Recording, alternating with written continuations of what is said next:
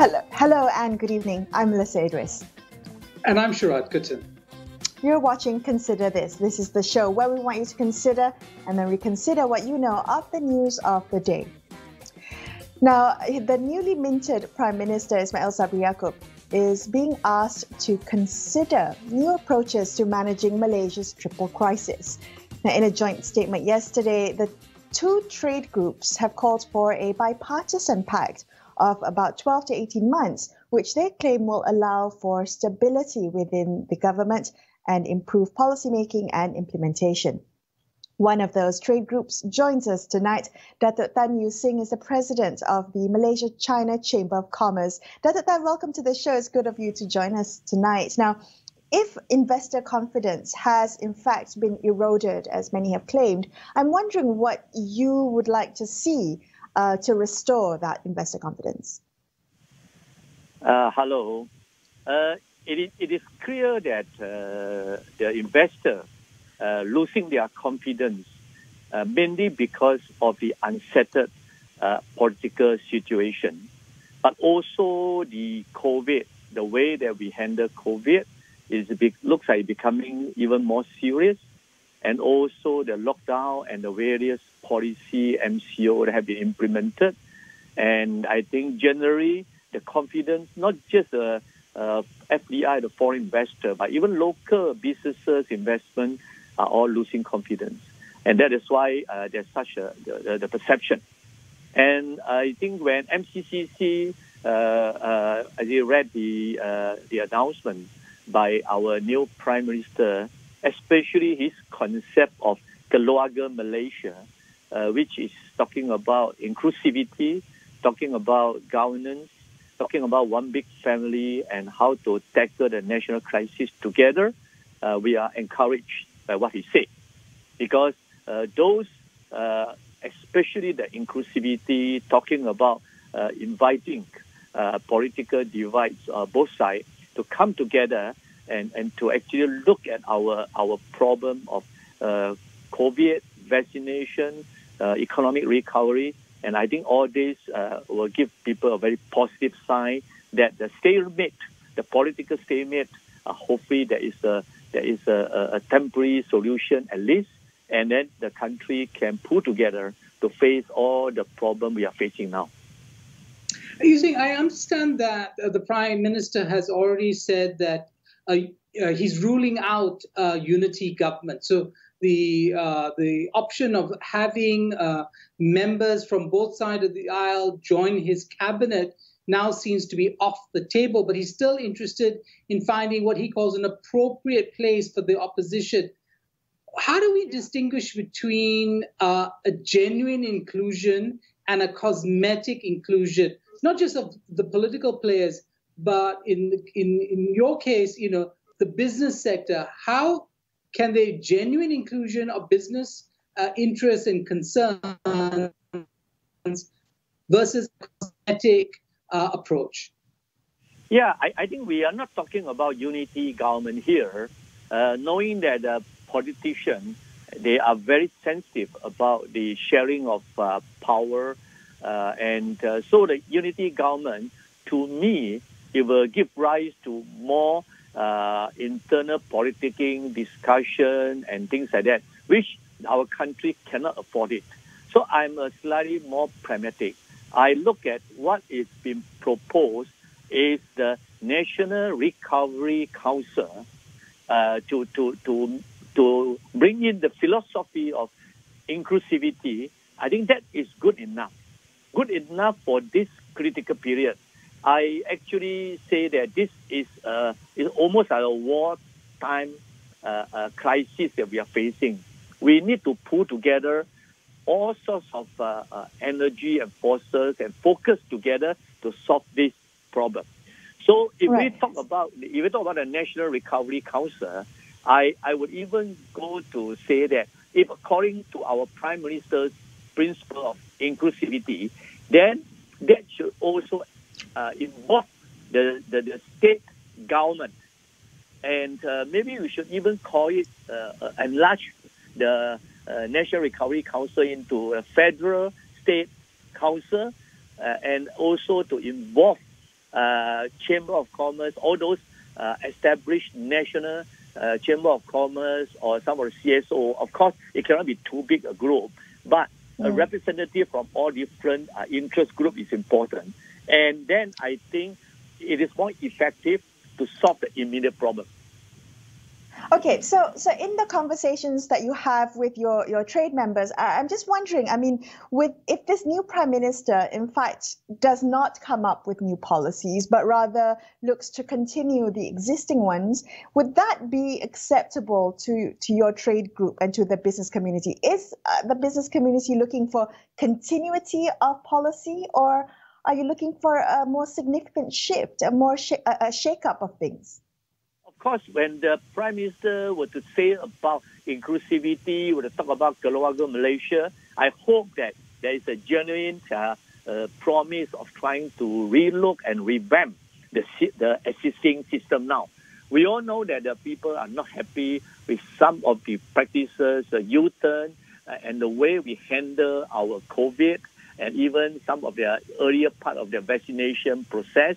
So I think people feel strongly that the decision making and is all limited to only federal level, and I think there's not enough grassroots feedback.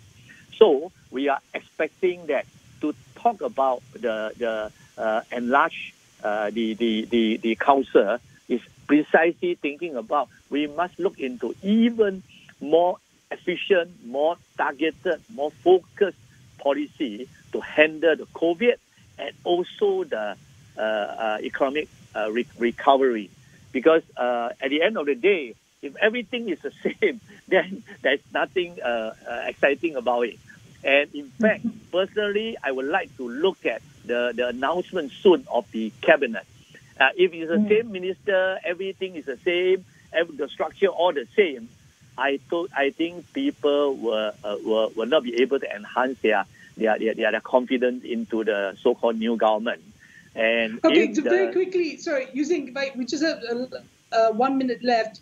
Very quickly, what would you like to see the new cabinet implement? Top 3 most important priorities for you.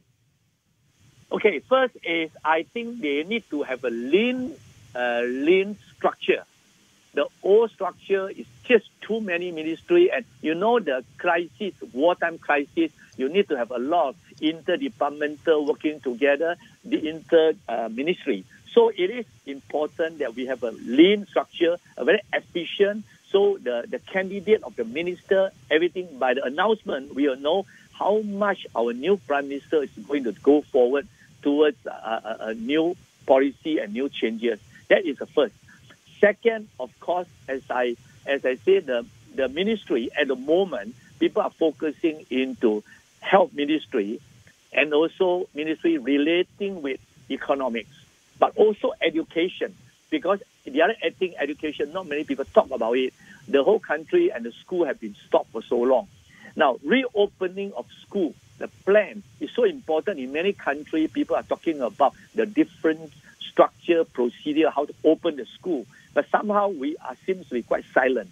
Supposed to be September, now we talk to October. But what is the actual procedure to go through? We really don't know. And finally, I think the cabinet, we have to really look into appointing those with strong executive power and able to implement things. And I think the candidate itself, it is important. But finally, I would like to see that all the decision making, we have to enlarge the political base. If the opposition is able to accept some of these posts in the council, in the recovery council or the anti-COVID scheme and the committee, then I think government will be better prepared to implement things, policy that is necessary, but may not be popular. But for the short-term suffering, we may have to bite the bullet and let the economic situation return, let the curve, COVID curve be flattened. Right. And I think we need that without consideration of political party interest, but it's the interest of the whole nation. Thank you so much for joining us on the show. That was Datuk Tan Yusri of the Malaysia-China Chamber of Commerce. We're going to take a quick break, but we will be back with more. So don't you go anywhere. Stay tuned.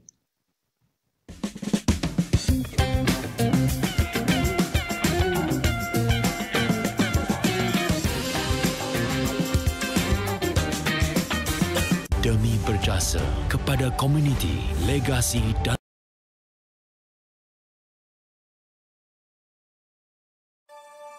laman digital untuk memartabat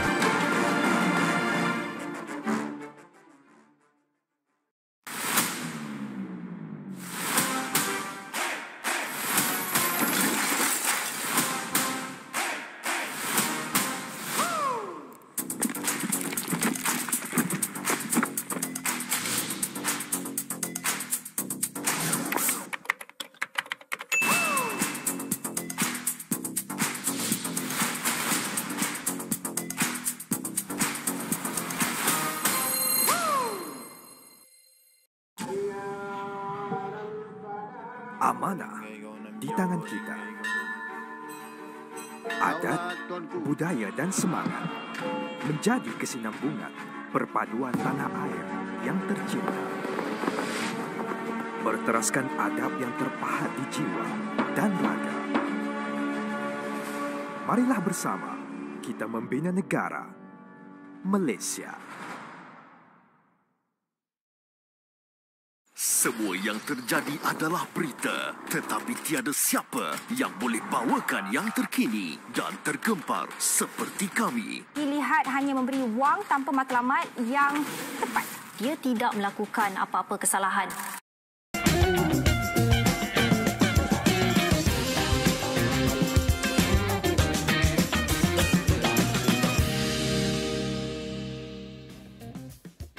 Hi, you're watching Consider This. I'm Melisa Idris. With me is Sharaad Kuttan. In his inaugural address yesterday, newly minted Prime Minister Ismail Sabri Yaakob said that he will, quote, ensure the voice of youth is heard and considered in this government, end quote. Now, was that purely lip service, or will we see genuine inclusion by this administration? Qyira, co-founder of Undi 18, joins us on the show tonight. Qyira, welcome. Thank you for being on the show. Now, I'm just wondering, for you, what do you think would be the barometer to show you, to prove to you that the Prime Minister is serious in his claim that youth will be given more say in helping shape policies in this new administration?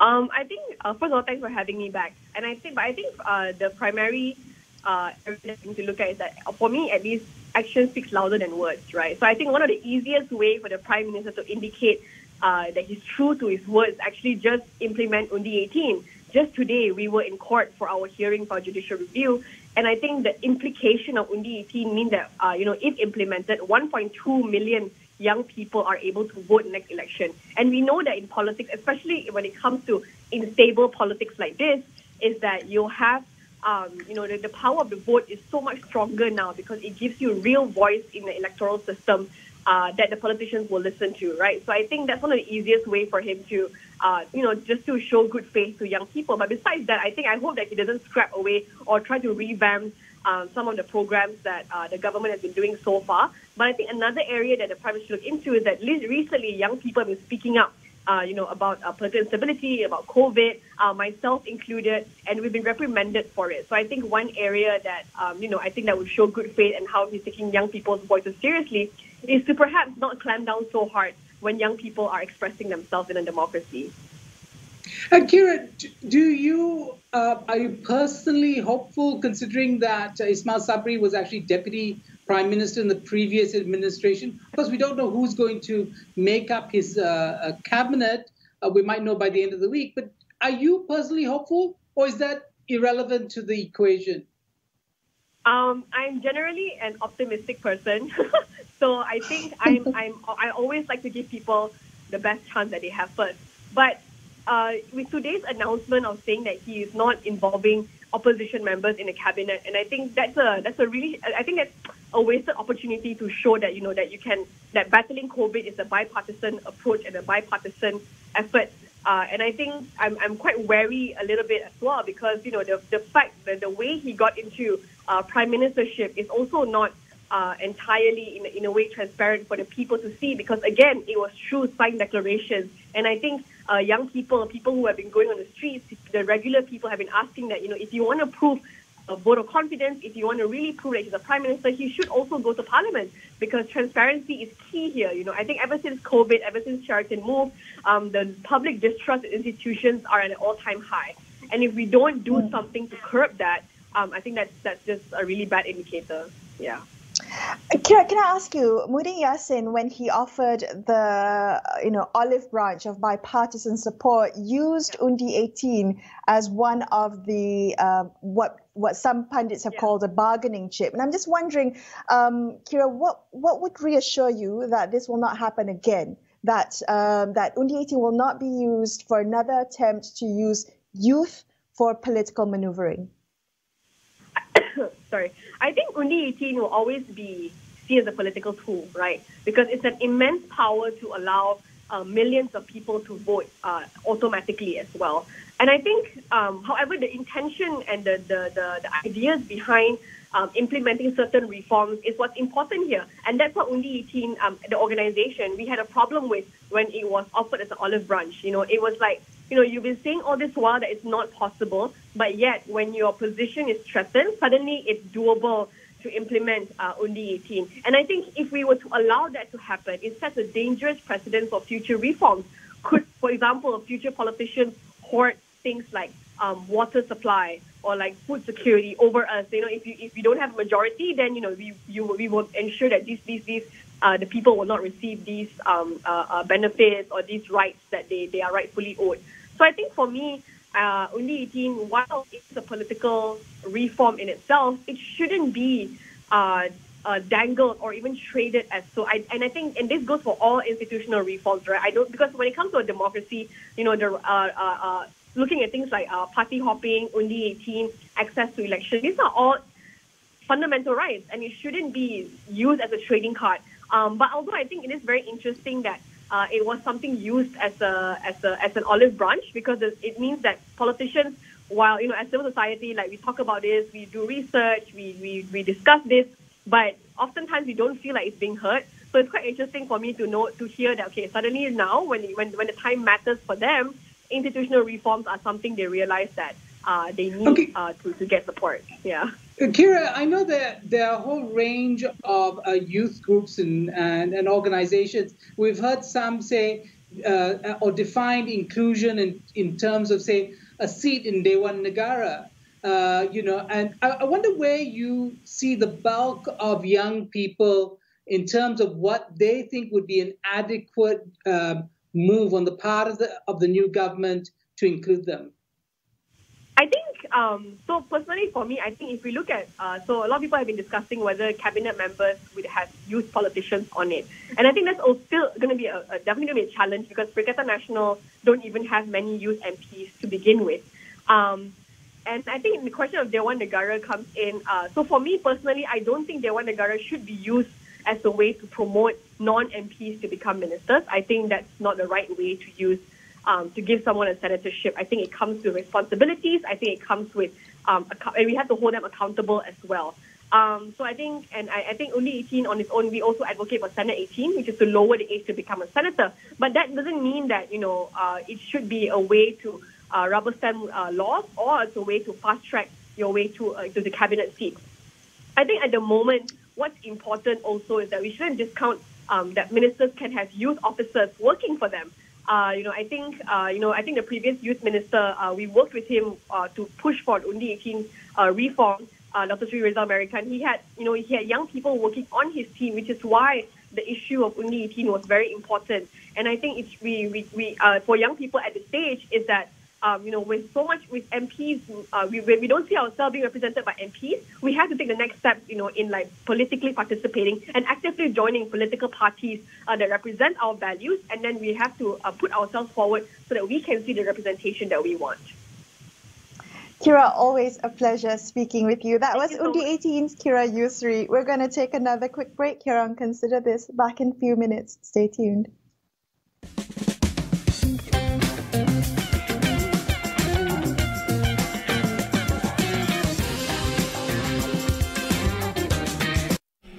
check this out. It hasn't been such a long time since people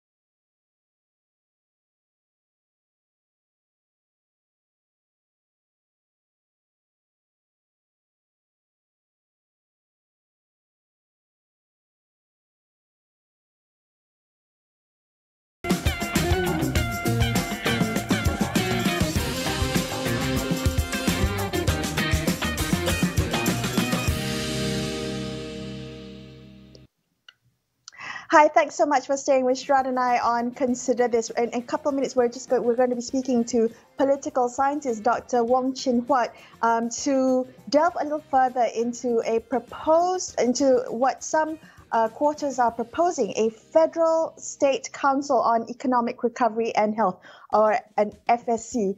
So we have Chin Huat on the line now. Chin Huat, thank you for joining us on the show tonight. Now, I want to talk about this Federal State Council on Economic Recovery and Health. You argued that this proposal, this FSC, will actually, it's an option that will allow Ismail Sabri to have the best of all worlds, the best of a unity government, of a war cabinet, of a recovery council. Can you explain a little bit why you think this is the best solution? Now, the government needs to broaden its political base so that it can make correct decisions, even if it's unpopular, so that its decision would be much more comprehensive without policy blind spot and flip-flops. Now, for that to happen, you need to widen it to include the opposition, the state governments, and also getting support from the society. But to have a unity government, as what was mentioned by Datuk Tan just now, you first would trigger more power struggle over ministerial portfolios. If you go for, same with this wartime cabinet, now if you go for a recovery council, mainly consisting of unelected technocrats, then they do not have the legitimacy and the political savvy to communicate their decisions to the public. Most of all, at a time of uncertainty like now, it would be very difficult for anyone to be able to say they know what the correct policies are. In other words, you can have your best attempt, but you will still make mistakes.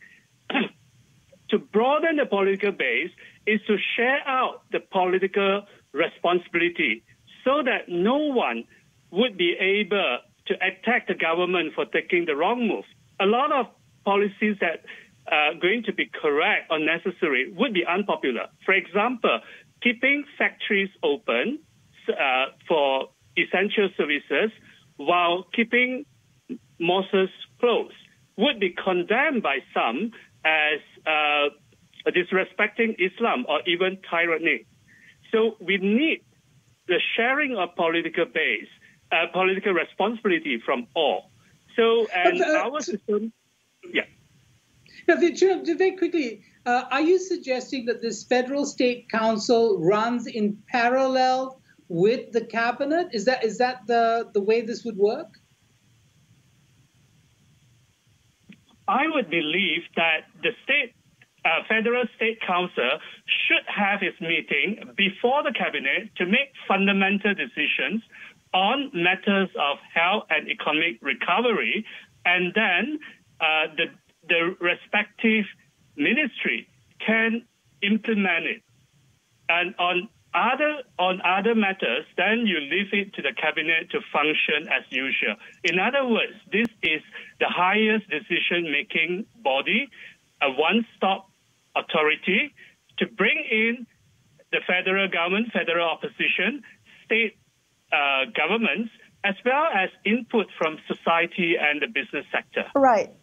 Because Prime Minister Ismail Sabri has already ruled out, he said no possibility of opposition members in his cabinet. So this is a way to allow for opposition voices. You're arguing that this is one way to do this. I'm also wondering why it's important to make sure that state governments have a seat at the table. Why should we focus on having this as a federal state council?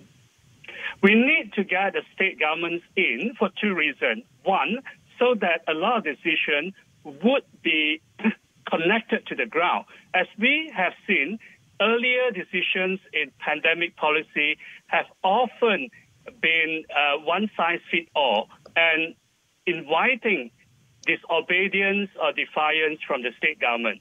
Secondly, our system has been so centralized that state government has little incentive to go the extra mile. For example, in a state like Selangor, when you have patients sleeping on the floor in hospital, why can't the state government put in its own resources to set up modular hospital? The simple reason is because the state government has no control on public health care, and therefore it has no incentive or no imagination to want to do extra. However, with a federal state council, you bring the state government together, the richer state would be able to shoulder more responsibility and therefore allow more resources for the federal government to channel to poorer states. And if you look at the National Recovery Council, the former Prime Minister Muhyiddin has included the state governments of Sabah and Sarawak, but he left out the 11 state government in Semenanjung. We need to bring everyone in, and this would be a way to build coalitions of all from the opposition to the state government so that the political responsibility can be shared out. Okay, so Chin Huat, sorry, we're running out of time very quickly. Is the Federal State Council then powerless? Does it work essentially through the Prime Minister? Is it about investing the Prime Minister with more powers? I would suggest that this council should be chaired by the Prime Minister with parliamentary opposition leader as the deputy chair, with the Chief Minister of Sarawak and Sabah as vice chair, and it has the same number of key minister and senior opposition leader and all the CM and MB of all the states. So what it means is actually a platform where the power would be shared. You would not end up having opposition members as decoration as in the case of the Special Committee on Emergency. That would not work. And when opposition is not fully in, then you don't expect them to shoulder your political responsibility. We may come to a point that we might need to make it mandatory for vaccination, but that would not be popular. Understood. Chin Huat, thank you so much for sharing this very thoughtful proposal with us. That was political scientist Wong Chin Huat wrapping up this episode of Consider This. I'm Melisa Idris. And I'm Sharaad Kuttan, signing off for the evening. Thank you so much for watching. Good night.